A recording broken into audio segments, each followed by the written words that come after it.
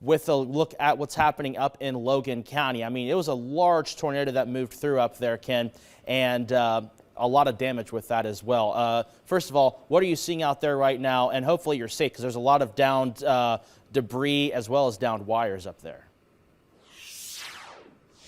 Ethan, I should start with the newest information. Within the last 4 minutes, we just learned that another person has died here. That's what officials tell us. So we're up to 3 casualties in this area. Again, we've been saying it all morning. Officials expect that number to rise. Since last night, they've been saying that it is a mass casualty event here in Logan County, in the Lakeview area.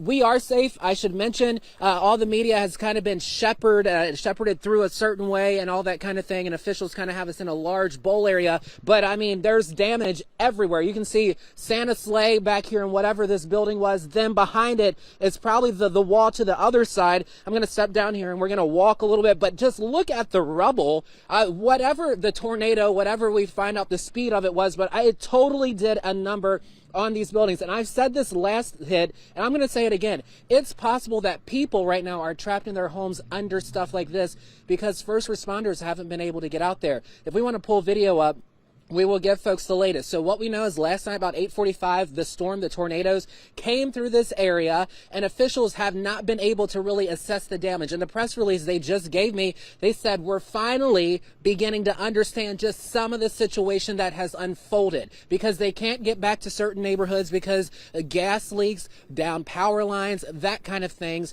It looks like we've got fire crews here to the left. David, if they just went into this building, they're running around, they're checking all the buildings, folks. This is just not a safe situation for anybody. They're looking for people because they're not sure how many people are still lost. So just a little bit, because we are outside of our normal viewing area, to explain this area of Lakeview. So it's basically kind of like a little vacation spot.